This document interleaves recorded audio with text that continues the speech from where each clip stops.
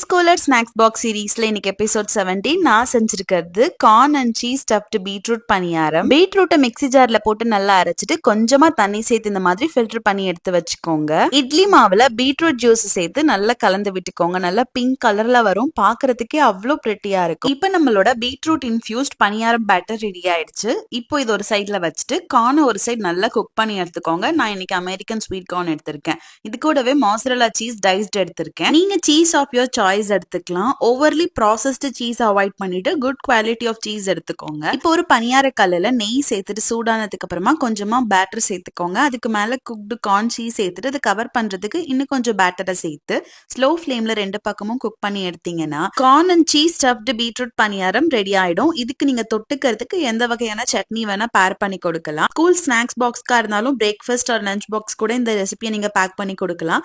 குழந்தைங்களுக்கு பாக்குறதுக்கு நல்ல கலர்ஃபுல்லா டிஃப்ரெண்டா இருக்கும் அப்படிங்கறதுனால விரும்பி சாப்பிடுவாங்க. டேஸ்ட் வைஸ் ரெகுலர் பணியாரம் மாதிரி தான் இருக்கும், ஆனா பாக்குறதுக்கு ரொம்ப ஆப்படைசிங்கா இருக்கும். ரெகுலர் இட்லி தோசை சாப்பிட்டு போர் அடிக்குது, வேற ஏதாவது செஞ்சு கொடுங்கன்னு கேக்குறாங்க அப்படின்னா இந்த மாதிரி ரெசிபிஸை ட்ரை பண்ணி பாருங்க. இந்த வீடியோ உங்களுக்கு ரொம்ப பிடிச்சிருந்ததுன்னா கண்டிப்பா கமெண்ட் செக்ஷன்ல ஒரு பிங்க் ஹார்ட் போட்டு போயிடுங்க. நான் எப்பவுமே பேக் பண்றதுல இருந்து இன்னைக்கு ஒரு விஷயத்த மிஸ் பண்ணிருக்கேன், அது என்னன்னு தெரிஞ்சதுன்னா கண்டிப்பா கமெண்ட் பண்ணுங்க. இதே மாதிரி இன்னொரு யூஸ்ஃபுல்லான வீடியோல பார்க்கலாம். அது வரைக்கும் தேங்க்ஸ் ஃபார் வாட்சிங். ஹாப்பி மாமி, ஹாப்பி பேபி, பை.